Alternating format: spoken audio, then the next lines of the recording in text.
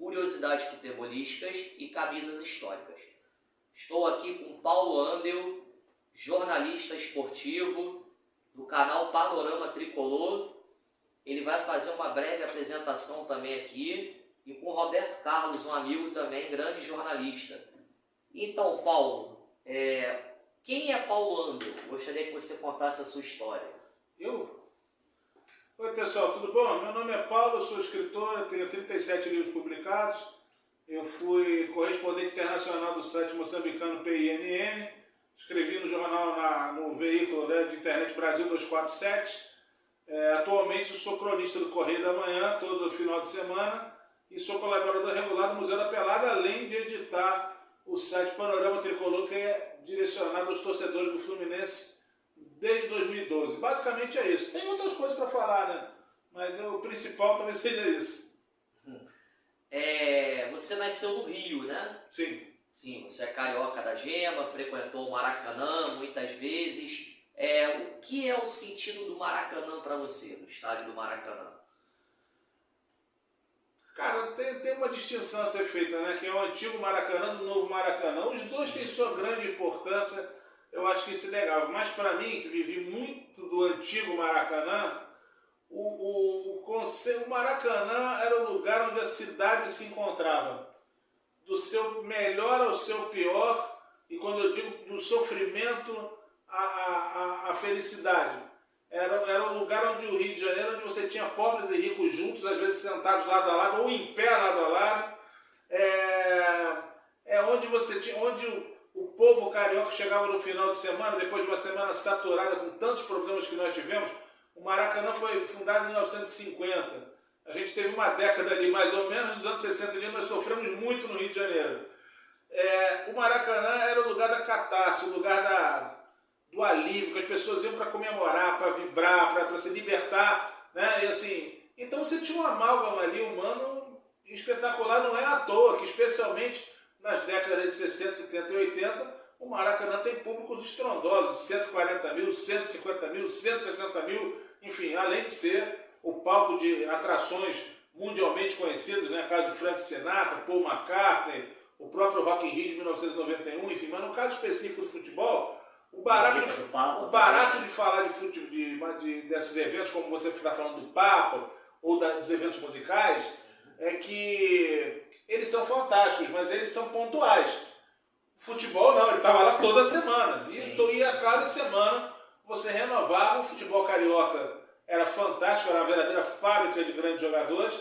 Você tinha pelo menos 6 times em condições de brigar por títulos, que além dos 4 grandes, hoje chamados grandes, você tinha o América e o Bangu, você tinha os times de menor expressão que sempre incomodavam e criavam situações complicadas para os grandes clubes, enfim. Era um futebol fascinante e não é à toa, né? Ninguém vai para um evento ficar apertado por 140 mil pessoas se aquilo não fosse um negócio fantástico.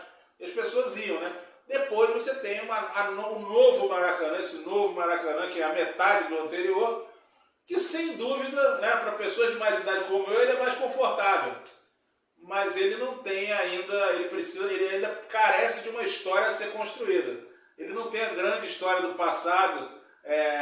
Claro, se a gente pensar num Maracanã como um todo, né, a história está aí, mas assim, esse novo Maracanã, por exemplo, não sei se ele vai conseguir receber um Santos de Pelé, né? Você não vai conseguir receber uma máquina tricolor, o próprio Vasco maravilhoso do Expresso da Vitória, que atravessou a década de 50, o Botafogo dos anos 60, o Flamengo dos anos 80, o América de muitas décadas, dos campeões de 82. Essas histórias ainda faltam para o novo Maracanã. E também tem o seguinte, né, cara? A torcida mudou. A torcida é diferente. O Maracanã era uma diversão absolutamente popular. Não que setores da elite não se interessassem, mas o Maracanã ele era eminentemente popular. Com o tempo, a gentrificação, a transmissão, os ingressos e tal, o Maracanã se tornou uma diversão elitizada. Você vê nitidamente no perfil das pessoas que frequentam hoje que é muito diferente de antigamente. Sim. E aonde foi que você cursou o jornalismo? Eu gostaria que você falasse isso um pouco pra gente. Na vida. Eu não tenho formação jornalística, eu não passei como eu vou dizer, eu não tenho estudo formal de jornalismo. O jornalismo foi desde criança, lendo os grandes quando eu tive a sorte, né? Você imagina, você abriu o jornal de final de semana, você lia Nelson Rodrigues, Aquiles Tirol, William Prado, na Casa da Diversão, maravilhoso Sandro Moreira, João Saldanha, Toldemar Toguió, esses caras todos você vê de uma vez só no final de semana. Então, assim, mergulhar nesse universo para mim é uma coisa bastante natural. Embora eu tenha sido um aluno sempre ligado mais às questões de matemática, eu tinha uma facilidade de matemática grande e tal, e acabei enveredando por esse caminho, acabei cursando a faculdade de estatística. Mas eu nunca deixei de lado as letras, então eu sempre colaborava no Grêmio com o jornalzinho da escola, depois no centro acadêmico com jornais também, enfim, fazia aquela coisa amadora, divertida ali e tal. Até que veio o começo dos anos 90, quando tem o advento dos sites, né, a internet finalmente desembarca no Brasil com força, eu comecei a escrever sobre música em alguns sites. Então eu era convidado para escrever sobre discos, sobre música em geral, shows, artistas, enfim. E fiz isso em vários sites, vários desapareceram, né, no começo da internet tudo era muito mutável, até que em 2006, o jornal O Globo, ele abriu um campo no seu portal chamado Globo Onliners, que era o espaço dos blogueiros que queriam ter um blog no Globo. E eu, até meio por uma certa provocação, que não veio ao caso, resolvi colocar um lá e comecei a escrever algumas coisas sobre futebol, que, claro, né, o Globo é uma potência, você tinha uma audiência imensa ali de pessoas e tal. E aí, cara, tempos depois o Globo terminou o Globo Onliners, há quem diga que alguns jornalistas ficavam enciumados porque alguns blogueiros tinham mais audiência do que as matérias dos titulares do jornal. E eu não duvido disso. Bom, e aí, cara, o que acaba acontecendo? Eu estou lá na minha, escrevendo sobre música, em blogs alternativos, pequenininhos e tal, até que por uma coincidência do destino, de forma inesperada, eu que já tinha tantos anos, já vinha escrevendo e deveria ter sido publicado e não conseguia, eu acabei conseguindo publicar o meu primeiro livro, que foi no final de 2010, é um livro que conta a trajetória do Fluminense em 2009 e 2010. Chama-se Do Inferno ao Céu, a história de um time de guerreiros. E aí, cara, tudo se catapultou. Por quê? Eu lancei o livro em dezembro de 2010. Em janeiro de 2011 eu fui convidado para integrar, na época, um dos grandes sites da empresa segmentária tricolor, que era o Fluminense, etc. Em pouquíssimo tempo eu já escrevia lá 3 vezes por semana e comecei a apresentar programas de TV com debates tricolores. E um ano depois eu criei meu próprio site com a Panorama Tricolor e dali eu vim direto até essa história toda de PINN no exterior, de Brasil 247, de Museu da Pelada maravilhoso, fantástico, de Correio da Manhã, enfim, foi por aí. Como foi que começou essa paixão pelo Fluminense? Cara, começou em casa, eu estava contando outro dia, né? As pessoas geralmente ficam, quando eu entrevistei Gilberto Gil, eu nunca esqueço disso, as pessoas ficam, Gilberto Gil não é tricolor. Eu falei, gente, deixa de ser besta. Eu fiquei 5 horas conversando com ele, o Gilberto Gil me contando da história, como é que ele se apaixonou pelo Fluminense. O Gilberto Gil se apaixonou pelo escudo do Fluminense, pela heráldica. Ele falava, o formato do escudo era fascinante para mim, eu não conseguia mais deixar de olhar. E aí o meu caso é diferente de todo mundo, cara. A primeira vez que eu lembro, que eu penso em futebol na minha vida, eu estava no quarto da minha mãe e o meu pai entrou com o álbum de figurinhas da Copa do Mundo de 1970, mas isso já anos depois, em 1973. E o meu pai me mostra, quando ele vai mostrar as figurinhas, ele abre na seleção brasileira e aponta para o Félix. Ele fala, esse aqui é o Félix, goleiro do Fluminense. Cara, essa é a primeira vez que eu tenho na minha vida de eu lembrar da palavra Fluminense. Eu tinha 4 anos de idade. E para mim, essas duas palavras, Félix e Fluminense, são sucesso até hoje.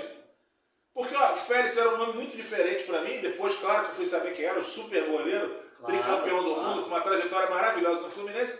Então essas palavras ficaram juntas comigo dos 4 anos. Mas assim, com 5 anos de idade, para 6, eu já tinha ido ao Maracanã, meu pai já tinha me levado, eu já tinha time de botão do Fluminense, eu já colava o escudinho do Fluminense, eu já desenhava o escudinho do Fluminense. Então assim, a primeira vez que eu tenho a memória do Fluminense na minha vida não tem a ver com a bandeira, com o jogo, com o escudo, não tem a ver com a expressão verbal de Félix e Fluminense. E assim, de certa forma é um orgulho para mim, né? Porque eu sou um profissional da palavra, então é legal que tudo isso tenha começado por meio da palavra. Outro dia eu contei essa história no próprio Museu da Pelada, inclusive a querida Patrícia, filha do Félix, ela me agradeceu muito, republicou esse material, que ela ficou muito emocionada com essa história que ela não conhecia, e que, por incrível que pareça, depois de tantos anos eu nunca tinha contado. É que alguém ficou me provocando com essa mesma pergunta. Como é que começou? Eu nunca tinha parado para pensar, e aí falei, cara, foi exatamente assim. Eu não lembro da palavra Fluminense antes desse dia. Se ela aconteceu, eu não tenho na memória, porque eu era muito criança. Mas sei que pouco tempo depois daquilo já tinha time de botão, já tinha... Não era como hoje, né? Você compra uma camisa. Antigamente você tinha que comprar um escudo bordado, pedir para sua mãe, com muito paciência, ela bordar o escudo na sua camisa e você sair como um torcedor na rua, né? Não era muito simples como hoje. Em compensação, hoje é muito caro, né? Naquela época, crianças pobres conseguiam fazer isso. Mas foi isso, foi assim que começou. E aí, de lá pra cá, cara, são muitos jogos, muito tudo, né? Enfim, por aí. Aonde foi o que fez você escrever? Como você falou, quando começou essa paixão pela literatura, pela escrita? Cara, eu escrevo desde criança. E assim, aliás, comecei a escrever sozinho. Né? Porque já devia ser algum sinal. Eu aprendi a ler e escrever sozinho. Eu não tinha ido à escola até o dia que eu passei a ler e escrever. Eu fui para a escola quando meus pais ficaram assustados, perceberam que eu fazia as coisas. Entendeu? E aí é que eu fui para... Isso causou até uma situação curiosa na minha vida, porque no antigo sistema de ensino, que tinha o primário, né?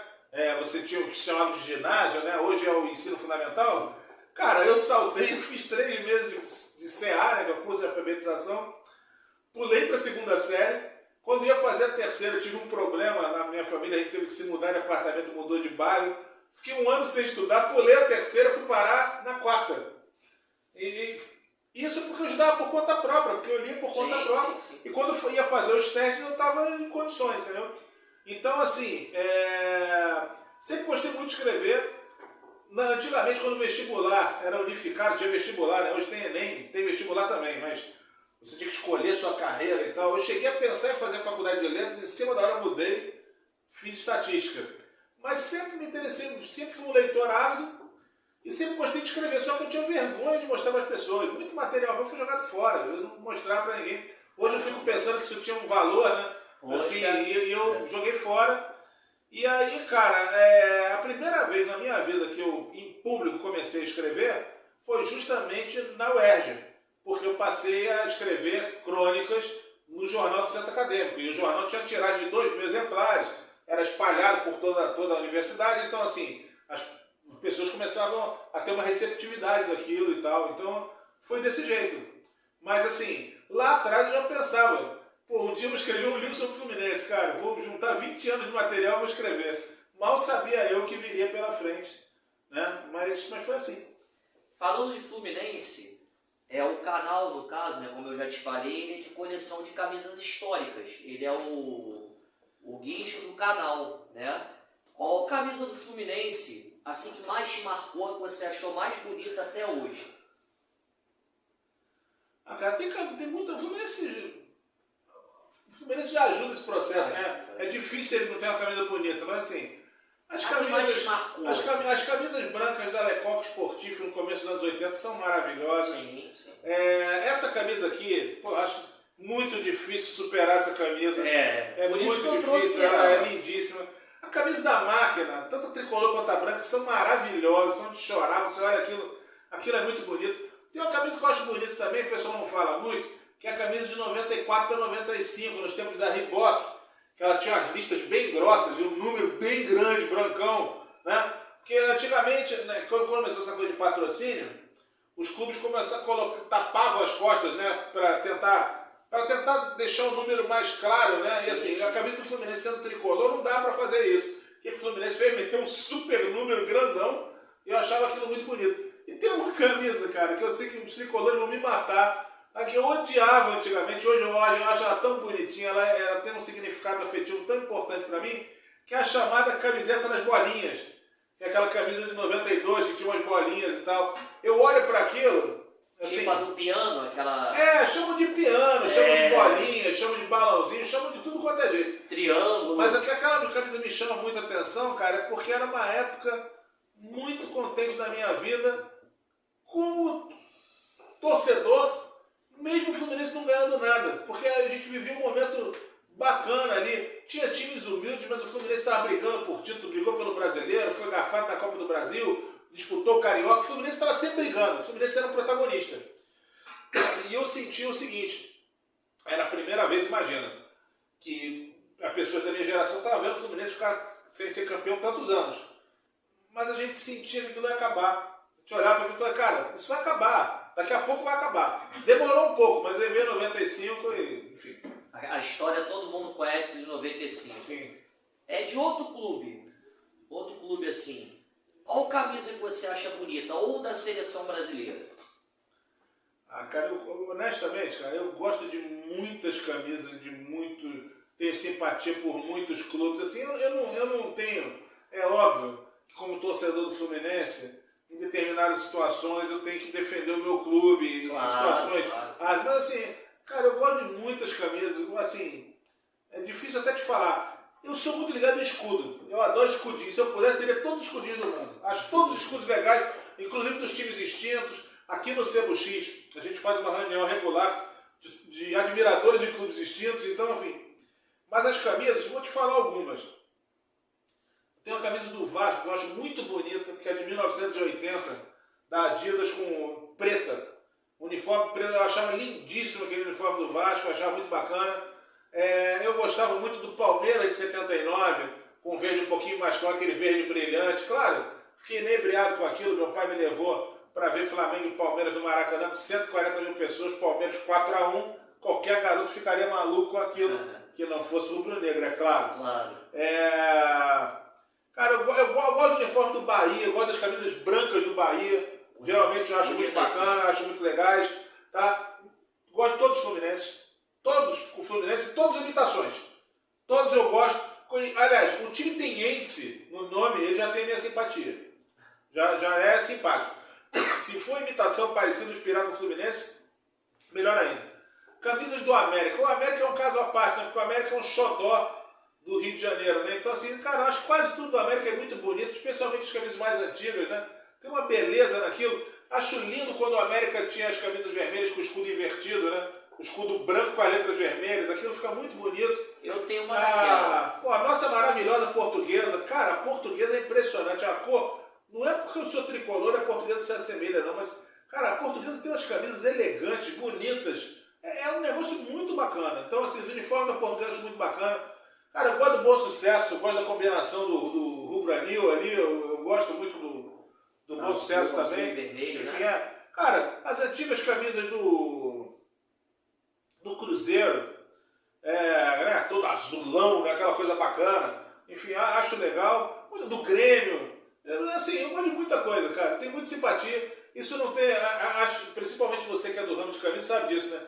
Cara, quem gosta de curtir camisa não tem clubismo. Né? A camisa é a camisa pela beleza e tal. Então, assim, são muitas camisas muito bonitas mesmo. E, assim, tem algumas, né? Claro, são mais cult, mais lindo. O uniforme do São Cristóvão, todo branco, né? O Santos, a camisa toda branca do Santos. Aquilo é um barato, né? E até alguns times que hoje estão...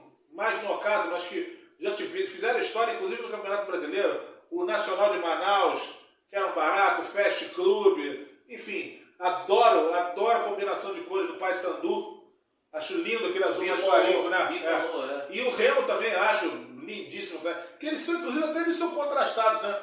O Paysandu é clarinho e o Remo é aquele azulão pesado, né? Então, assim, são muita coisa, mas são muito bacanas, tem camisas muito legais por aí. E no Fluminense eu gosto de todas, até das que são consideradas feias. Tá? Eu gosto de tudo, mas assim, claro que a gente tem nossas preferências, mas é o que eu falei pra vocês. Tá? Algumas pra mim são muito especiais. Qual é o seu maior ídolo da história do Fluminense? Cara, eu tenho pouquíssimos ídolos, tá? É bom que se diga assim, mas Edinho. Edinho é o maior ídolo. Aliás, Edinho, quando eu tive a oportunidade, meses antes da passagem de Seu Pinheiro, que foi um dos maiores jogadores da história do Fluminense, campeão do mundo pelo clube, como treinador, revelou um monte de jogadores para o clube, eu tive a oportunidade de perguntar para ele, a gente teve uma conversa bacana e triste. Triste porque a esposa dele tinha falecido, ele estava meio triste, né? Mas assim, ao mesmo tempo bacana, porque a gente foi reconhecendo muitas coisas dele, brincando, então foi uma conversa super divertida, até que chegou no final, eu virei e falei para ele: Seu Pinheiro, o senhor foi o maior zagueiro da história do Fluminense, não foi? Ele falou: não, meu filho. Quem foi Edinho. Então, eu não discuto com o seu Pinheiro, meu amigo. De zagueiro, quem entende é ele. É verdade. E o Edinho foi um negócio monstruoso. Sei que muita gente tem tricolores que tem comentarista, que ele não é tricolor. Gente, é só ir no Instagram do Edinho. O Edinho é tricolor, paca. No nosso Panorama Tricolor, no site que eu edito, ele já deu um depoimento de mais de 3 horas falando do amor dele sobre o Fluminense. E assim, quem o viu jogar sabe que ele foi um dos maiores jogadores da história do clube. Para muita gente, foi o maior jogador revelado no clube. Muita gente fala isso. E ele é a expressão máxima do que a máquina conseguiu chegar. Porque ele surge na máquina aos 20 anos, em 1975. E nos anos, 5 anos depois, com a máquina toda desfeita, ele é o líder do time campeão de 1980. Agora eu vou falar aqui sobre essa obra aqui. 2 vezes ao céu, né? Os campeões do Rio e os campeões do Brasil. Quando você teve essa ideia de fazer esse livro? Cara, esse livro foi o seguinte, quando eu lancei o primeiro, que já vinha com crônicas regulares do Fluminense, quando ele começou a ser feito, eu já era cronista do Fluminense, etc. Ele estava na transição para o Panorama Tricolor. Então, eu estava, na verdade, fazendo um livro sobre o gol de barriga. Estava escrevendo esse livro sobre o gol de barriga. Só que, ao mesmo tempo, como eu já era cronista, eu estava registrando todos os jogos do Fluminense, que é o que eu faço já há 10 anos. Enfim. E aí, quando chegou no meio do caminho, tipo lá para julho, o editor, que é o editor do meu primeiro livro também, ele tinha proposto a compra do livro do gol de barriga e falou, cara, vou te propor um negócio. O que você acha de você deixar o gol de barriga para depois? Se o Fluminense começar a engatilhar aí para ser campeão, a gente fazer sobre o título, sobre o ano, né? O Fluminense já era campeão carioca no primeiro semestre e estava lutando pelo brasileiro. Eu falei, cara, tá bom. Então eu fui fazendo as crônicas e fui preparando o livro. As crônicas, esse livro ele tem alguns textos inéditos, mas ele é um livro de crônicas que foram publicadas nesses veículos. Aliás, hoje ele é quase todo inédito, né? Porque o Fluminense etc. Saiu do ar. Então as crônicas que nele foram publicadas não existem mais. Então, à medida que o campeonato foi andando, eu fui preparando o livro e nós confirmamos, olha, se o Fluminense se encaminhar para o título, o livro sai.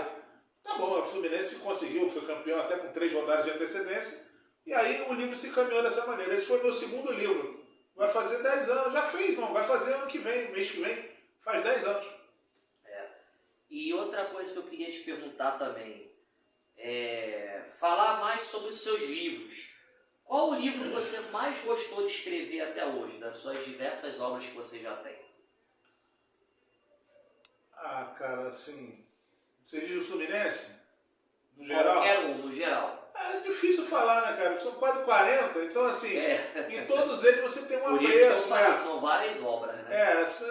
Todos eles você tem um apreço. Eu acabo sempre ficando com um pouquinho mais de sentimento pelos mais recentes. Sim. Então, por exemplo, ali tem o Esfirra, que eu adorei ter feito. É uma memória afetiva, né? Tá ali mais presente, ele Sim. fala de muita coisa. Ele não é sobre o Fluminense, mas ele fala bastante do Fluminense. Esse próprio livro da Portuguesa, que foi um barato fazer, toda a construção do livro foi muito interessante para mim.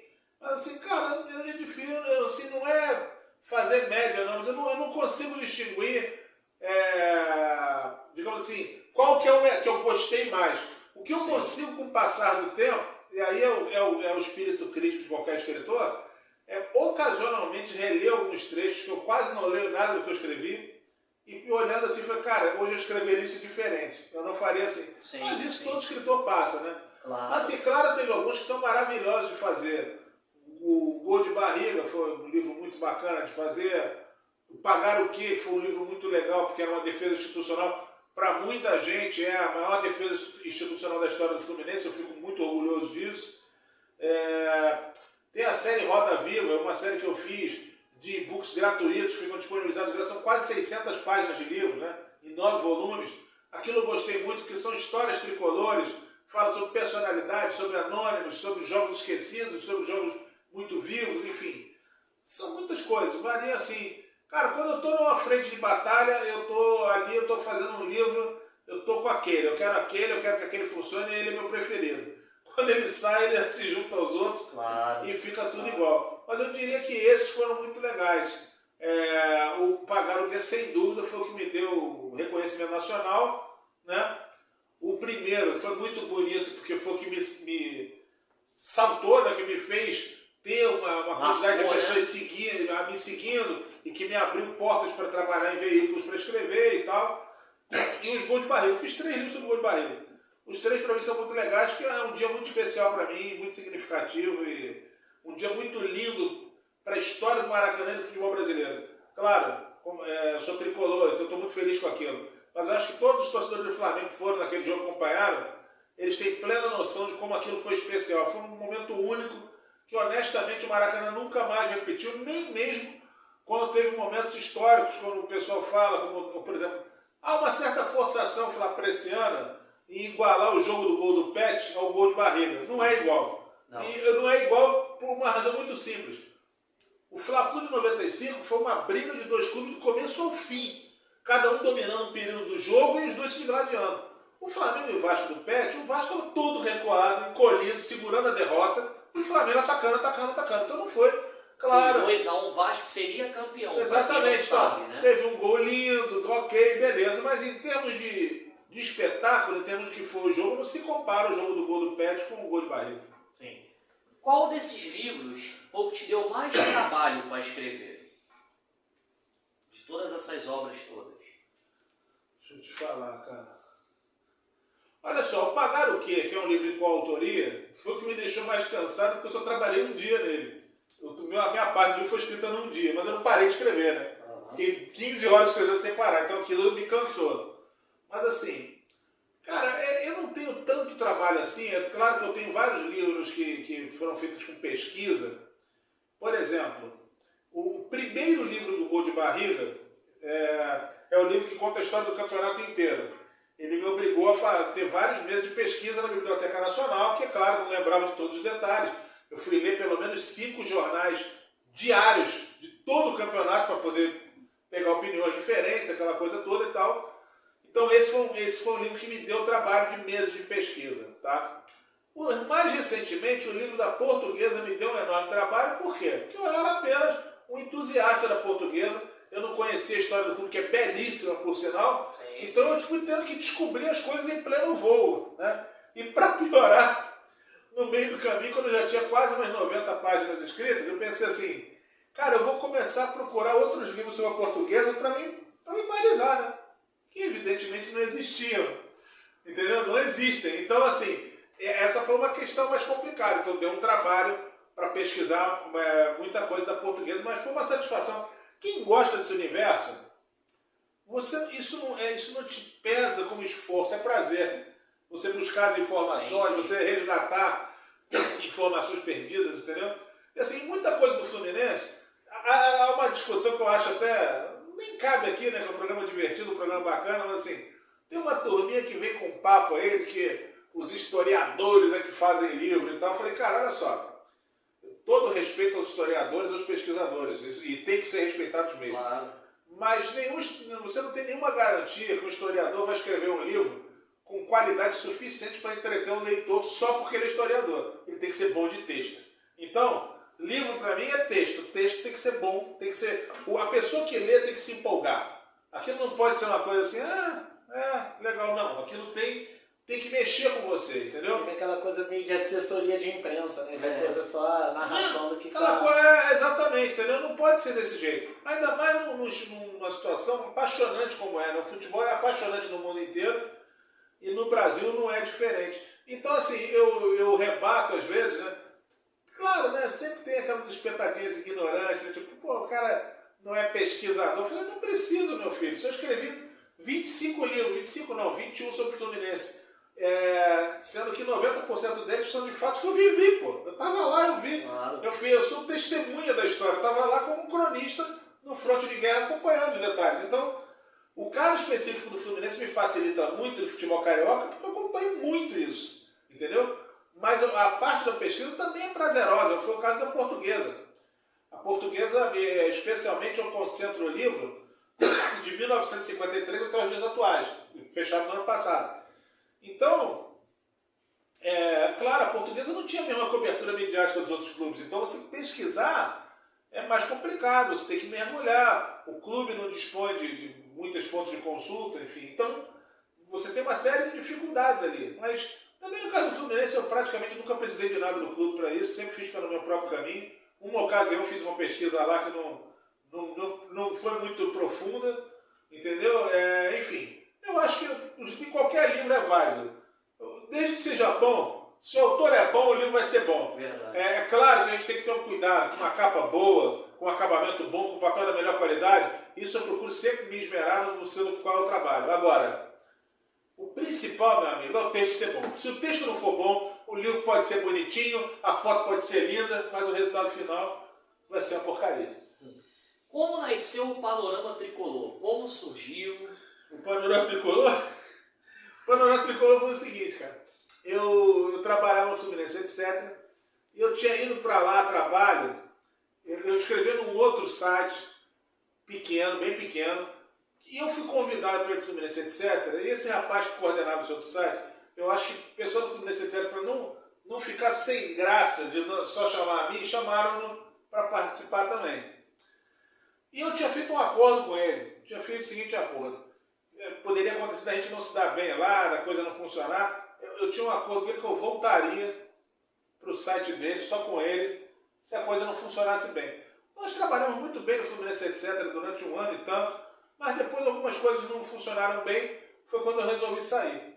Só que aí, cara, teve um episódio inusitado, tem a ver com a Flapress. Eu escrevi uma crônica sobre tinha um sujeito flapressiano que sentou o Paulo Fluminense e resolvi responder, né? E eu respondi, minha resposta foi republicana, mas não foi doce. Não foi nem um pouco doce. Só que aí, cara, o rapaz, ele meio teve uma confusão, ele resolveu fazer uma coisa que não foi boa. Ele foi me editar o meu texto. Porque ele em vez de falar comigo, ele resolveu meter a mão para editar. Ele não tinha muita qualidade para fazer isso. Então o texto ficou todo desconjuntado. Cara, quando eu li aquilo, eu fiquei uma fera. E falei, cara, como é que tu faz uma coisa dessa, cara? Isso é um absurdo. Enfim, hoje eu não brigaria não, mas aconteceu. Tô contando que é a história que aconteceu. Não. Aí, cara, o rapaz também ficou nervoso. E aí virou pra mim e falou assim, cara, não tem problema não. Fica à vontade. Eu tinha já convidado alguns colegas para integrar a equipe conosco. Fica à vontade para escrever onde você quiser, você e sua equipe, está dispensado. Cara, isso era uma sexta-feira. Eu fiquei assim, falei, pô, tá bom. Fui dispensado. E aí eu fiquei assim, falei, cara, tá bom, vou fazer um site. Aí liguei para um grande amigo meu, Zé Augusto Catalano, que é meu sócio, é produtor atualmente de todos os meus livros, enfim, figura fantástica, um grande vascaíno. Liguei pro Catalano e falei, cara, é o seguinte, estou sem site, o Fluminense joga no final de semana, não tenho onde escrever. Aí ele, peraí que a gente vai resolver isso. Cara, em meia hora ele fez o Panorama Tricolor. E aí o Panorama Tricolor estava pronto, começou humilde com 4, 5 pessoas, e aí ele foi agregando pessoas, crescendo de tamanho, as coisas foram produzindo, até chegar no estágio atual, nós já tivemos mais de 100 integrantes. E pelos quadros do Panorama, somados, os autores já lançaram mais de 40 livros. Então, assim, provavelmente é o site no Brasil que tem esse número mais expressivo vinculado a um clube de futebol. Exatamente, até eu comentar sobre isso, que o Panorama Tricolor ele é a maior mídia independente direcionada a um clube no Brasil, e também o Fluminense, né, através de você, foi o clube que tem mais obras literárias publicadas no Brasil. Eu queria saber como você se sente de ter sido o protagonista disso tudo, né? Porque é uma coisa que começou assim de uma forma até lúdica, uma forma assim, vamos dizer, desinteressada, e virou o que virou. Cara, assim, eu nunca vejo muito por essa ótica do que é maior, entendeu? Porque assim, pra mim tudo é importante. Sim. Então assim, a gente tá, por exemplo, vai aparecendo aqui na internet. Cara, alguém vai se identificar conosco, essa ideia vai propagar, alguém vai trocar ideias, então não importa assim, claro, para sites profissionais que vivem disso, não é o meu caso, a audiência é muito importante. É por isso que o Panorama não faz clipping. O Panorama Tricolor dos sites tricolores de ponta é o único que não faz clipping. A gente só faz opinião e conteúdos nas plataformas, né? Tanto no Facebook quanto no YouTube e também no Instagram. Mas, cara, não dá para negar o seu orgulho, Entendeu? Assim, Claro, é um orgulho. claro. Não dá pra negar. Eu até hoje eu fico meio perturbado quando eu vejo isso assim, porque realmente eu não conheço ninguém que tenha feito mais de 20 livros sobre o mesmo clube. E, claro, alguns desses livros foram feitos sobre coautoria, mas a maioria é de meu punho próprio, exclusivo. Então, assim, claro que isso me orgulha bastante. Eu sei que o Corinthians, eu não sei se o Corinthians tem mais livros que o Fluminense, mas assim, os dois são os que mais tem. Sim. Eu não sei se o Corinthians passou, eu realmente não sei te dizer. Mas assim, cara, o meu grande orgulho dessa história toda, Robertinho, é que, cara, é muito bacana ter feito isso sem ter que prostituir minhas palavras, sem ter que fazer acordo com o dirigente, entendeu? Sem ter que bajular dirigente. Eu só preciso do Fluminense, é a minha paixão. Entendeu? Eu sou sócio do clube, regiamente pago lá, sou sócio há 10 anos. Não frequento os jogos, faço minhas análises com a minha equipe, tenho uma equipe maravilhosa junto comigo no Panorama e também no Cantinho do Laranjal. Mas o grande barato para mim é isso, além de tudo, não foi só ter feito, é ter feito sem precisar ter que bajular ninguém, bajular pessoas. Independência, né? Claro que isso é tem um preço a pagar. Em certos setores da mídia tricolor eu sou invisibilizado. Isso tem toda uma situação. Sim. Só que chegou um ponto que, por exemplo, eu não preciso mais de determinados veículos para fazer minha palavra chegar. Né? Até porque, cara, eu escrevo no Museu da Pelada. Pô, o Museu da Pelada é o maior site de memorabilia do futebol brasileiro. Exatamente. Então, quem tá lá, assim, como é que eu não vou ficar contente? Pô, você olha os cronistas, quem tá? Zé Roberto Padilha, Paulo César Caju, Elcio Venâncio, eu. Falei, pô, tô bem. Entendeu? Mas é um orgulho enorme, cara, ter feito isso. E, assim, foi algo totalmente inesperado. Eu não cheguei a comentar aqui, mas lá atrás, a origem e a necessidade da escrita, elas ficaram muito acentuadas quando eu perdi minha família. Então, assim, foi uma coisa que me serviu muito para ocupar a cabeça, para fazer uma higiene mental. Cara, só que isso nunca mais parou, porque isso é viciante. Você não consegue, assim, é um negócio que chega a ser doentio. Olha só, gente, esse livro acabou de sair tem um mês, estou pensando em outro. Você não para. Quem é mergulhado nesse universo não consegue parar. É uma espécie de colecionismo, né? Colecionismo de realização. Sim, então, desculpa, gente. Desculpa.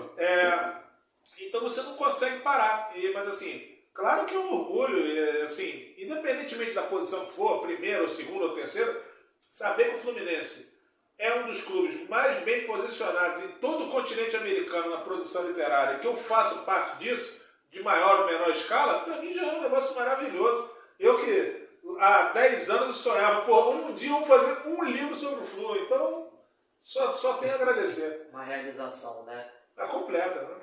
Então, pessoal, o Robertinho gostaria de fazer mais alguma pergunta eu ia para ele? Pode fazer para a gente entrar na parte final. Eu ia falar com ele justamente sobre isso, que ele até brinca muito, né? Que ele fala, agora eu tô curtindo a minha carreira de pico celebridade, eu gravei essas palavras assim que eu acho fenomenais, né?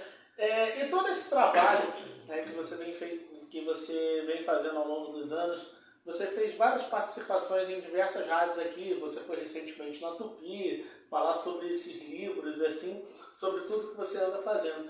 Então, assim, como você recebe, né, como é para você ver que você tem esse reconhecimento tão grande, assim, né, que às vezes a gente não entende o tamanho daquilo que a gente está fazendo, parece que é pequeno, né, mas é como você falou, que toda gota, por menor que seja, ela tem uma importância tremenda. Queria que você descrevesse isso pra gente.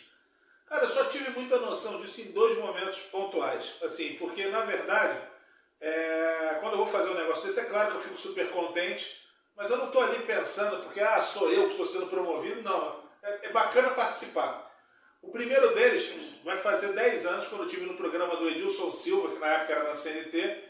Cara, na época havia uma personalidade muito grande do Rádio Carioca, que era o Jorge Nunes. O Jorginho, que era meu vizinho, que eu conversava, volta e meia.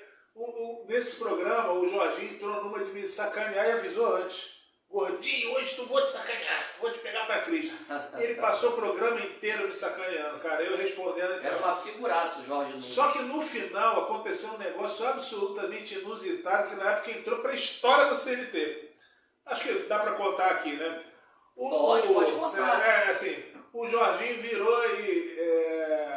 quando eu estava falando sobre o meu livro, e o Edilson estava apresentando, o Jorginho, ali, ele me chamou, ele começou a me chamar de Leandro Hassum. Na época o Leandro Hassum era gordinho. Ô, Leandro Hassum, fala aí, Leandro Hassum. Você não come ninguém, né? Cara, quando ele falou isso, eu virei para a câmera e falei, Jorge Nunes, falando sério, olha só. Você, de manhã, você está na Rádio Tupi. Na hora do almoço, você está na CNT. De tarde, de noite, você está na Tupi. Quem você pega, Jorge Nunes? Aí ele ficou assim, meio sem graça. Quando ele deu a parada, o pessoal começou a rir, eu virei, vovó da Cruz Vermelha. Cara, quando eu falei isso, sem brincadeira, parecia que tinha sido um gol no estúdio. Que todo mundo começou a pular gargalhando. Pra você ter ideia, Maurício Menezes, que é uma referência do humor brasileiro, né, com rádio, Maurício Menezes levantou da cadeira para me abraçar pelo que eu falei, e eu fiquei meio atônito, porque eu não esperava aquilo, né? E assim, o Jorge Nunes encolhido no canto, não sabia o que fazer. Só que pra mim, cara, nada disso tinha ido ao ar. Pra mim tinha acabado o programa, né? Assim, já estava em ótimo. Só que isso foi tudo ao vivo, e com os closes todos, da cara dele, das pessoas rindo, pulando. O programa não acabou, o programa acabou com gargalhadas e os caracteres subindo. Cara, aí eu fui pra casa. Naquele tempo ainda o WhatsApp não estava funcionando, né, como é hoje. Tá? Quando eu cheguei em casa, fui ligar o notebook para ver o Orkut não minto, o Facebook, tinha mais de 150 mensagens no inbox. Falei, cara, aconteceu alguma coisa. Aí eu fui ver o pessoal rindo e tal. Foi até uma pena, porque o Jorginho era muito engraçado, uma figura fantástica, um grande jornalista. E esse dia foi super divertido. E aí, cara, depois ele ficou doente, se afastou, e ele voltou. A última vez que o Jorge Nunes esteve no programa foi no dia que foram sortear o meu livro. Eu estava em casa vendo, aí o Edilson pegou, não, a gente vai fazer o sorteio aqui do livro do Paulo André, Vovó da Cruz Vermelha, vocês lembram, né? Aí o Jorginho, gordinho maldito, gordinho me paga. E foi a última participação dele, depois ele adoeceu, enfim, acabou falecendo. Nesse dia, uma figura fantástica, injustiça seja feita. Vascaíno, né? Eu via sempre na rua, cara, ele falava com todas as pessoas. Todas. Da pessoa em situação de rua ao dono da loja ali, ele ia cumprimentando e falando com todo mundo. Ele não era um fenômeno popular à toa. Ele falava com todas as pessoas. Esse foi um momento muito legal para mim. E um outro momento também que eu tive uma noção de grandeza também foi quando eu fiz uma série de programas no tempo que o Zé Carlos Araújo integrava o SBT. Eu fiz uns 6 programas lá com ele. No SBT Esporte Rio, é esse? Exatamente. Quem apresentava era ele com o trio, né, com o Gilson e com o Gerson. Eu fiquei assim, pô, nos primeiros 5 minutos eu falei, caraca, cara, sentado do lado de Gerson, do lado de Garotinho. Aí tu sente. Na segunda vez eu não sentia nada, porque eu vi que eles também faziam ali, toda aquela genialidade deles, cara, não é ensaiado. Os caras sentam, eles já fazem aquilo há trocentos anos, eles entram e sentam a mão. Então, assim, mas é muito bacana, inclusive agora, de certa forma, esse reconhecimento ele tem uma certa coroação com o livro que a gente vai lançar em outubro, que é um livro sobre memórias da Copa do Mundo, que tem uma participação de uma seleção brasileira do jornalismo esportivo, né? A gente vai ter no livro, o livro é coordenado por mim, pelo Zé Augusto Catalano e pelo Fabrício Junqueira, que é um escritor paulista. Meu colega, meu parceiro literário, já escreveu comigo, tem livros publicados, enfim. Essa coletânea, ela tem uns nomes sensacionais, pô.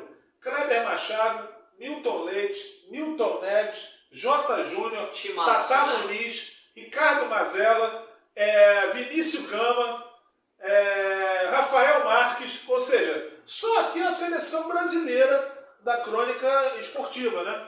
E eles vão estar conosco nesse livro, então assim, ter esses gigantes por perto dá uma noção do... Também, né? Oi? O Silvio Lancelotti também faz uma Silvio Lancelotti, querido, a última colaboração, o último texto dele é justamente o que está no livro, é um texto lindíssimo sobre a Copa de 50, de lembranças afetivas dele. A gente não sabia, claro que o Silvio Lancelotti era um senhor, mas a gente não imaginava, ele estava muito bem de saúde quando ele mandou o texto para a gente, no mês seguinte ele adoeceu e veio a falecer. Então é uma homenagem que a gente faz a ele também, e é uma honra ter um cara do tamanho dele dividindo o livro comigo, né? Então isso Mas sem sombra de dúvida, isso é um barato. Mas o grande barato, Robertinho, não é o reconhecimento. O grande barato é ter uma situação como essa, de poder conversar com as pessoas, de se aproximar com pessoas como você, que a gente se aproximou e se tornou amigo por causa desses assuntos.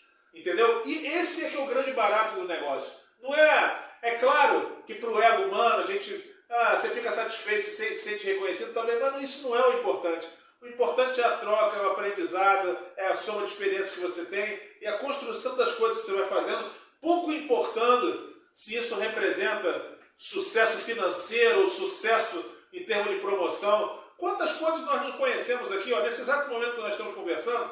Cara, quantos artistas geniais sem público estão produzindo coisas maravilhosas? Quantos cronistas que a gente nunca vai ler estão fazendo textos divinos e que por alguma razão a gente não vai ter oportunidade de ler? Então, assim, é bacana, é maravilhoso, mas a vida é mais do que isso. E o que me orgulha é isso, é poder ter momentos como esse baseados nesse histórico de coisas. Né? Sim. Mas o legal de tudo, né, é que o Paulo faz questão de falar que ele não é jornalista de formação, mas ele é um jornalista formado pela própria vida, né? Porque assim, tem coisa que gente que está ali se formando ainda não passou e que ele já passou. Então, assim, você tem ali anos de prática, né? Então, assim, você é jornalista de uma forma ou de outra. Eu acabei não falando, essa é uma parte importante também para ser dito, foi o seguinte: eu nunca trabalhei em redação, mas durante mais de 20 anos eu trabalhei numa instituição, uma instituição sindical de grande porte aqui no Rio de Janeiro,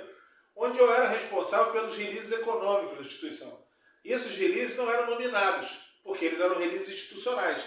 Então eu fiz isso durante mais de 20 anos, matérias econômicas, todas elas saíram em caráter institucional. Então eu estou acostumado a ser redator, eu já tenho uma longuíssima experiência como redator. Sim. Mas assim, é claro que eu já inclusive cheguei a pensar em fazer faculdade de jornalismo até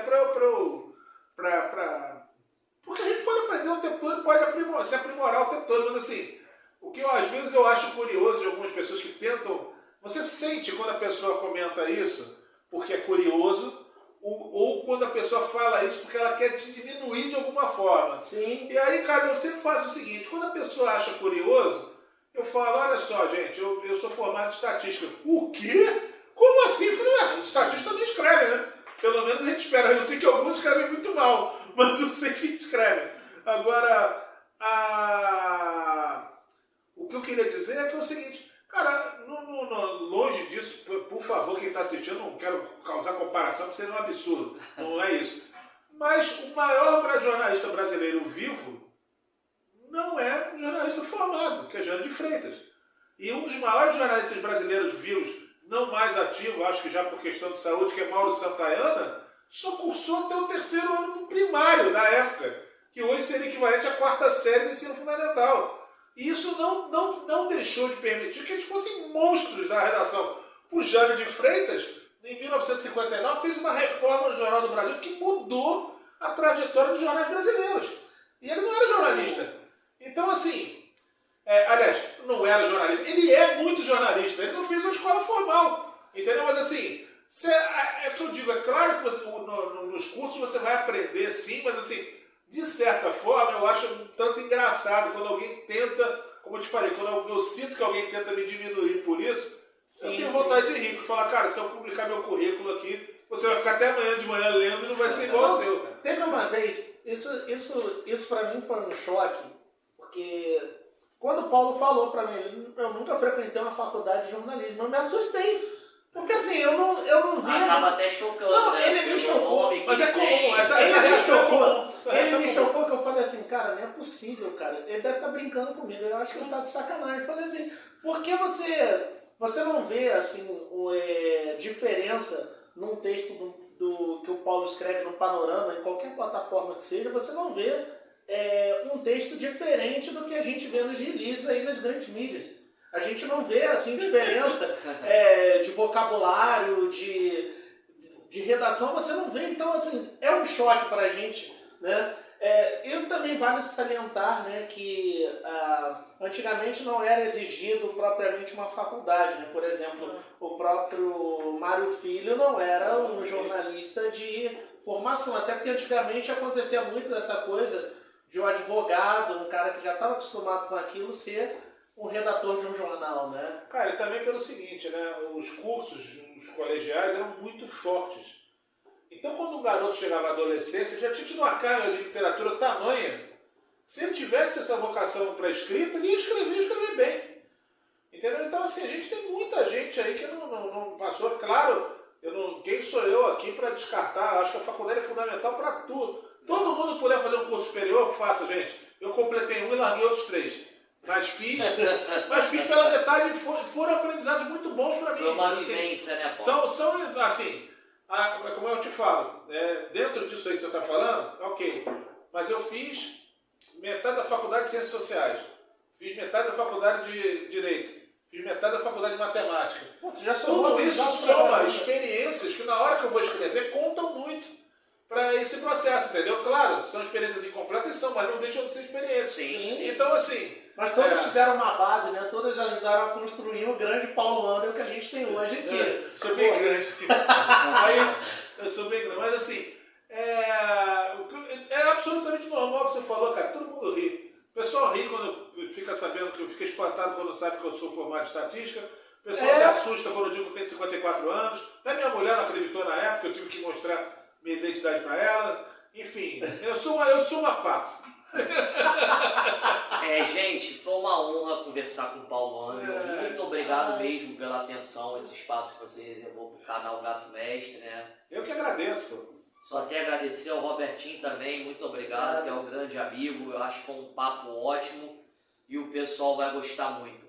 Canal Gato Mestre, coleção de camisas históricas e curiosidades futebolísticas. Um abraço a todos e até o próximo vídeo. Expetbet.bet, a melhor plataforma para suas apostas esportivas. 100% automática do depósito ao saque. Plataforma moderna e intuitiva e as melhores cotações do Brasil.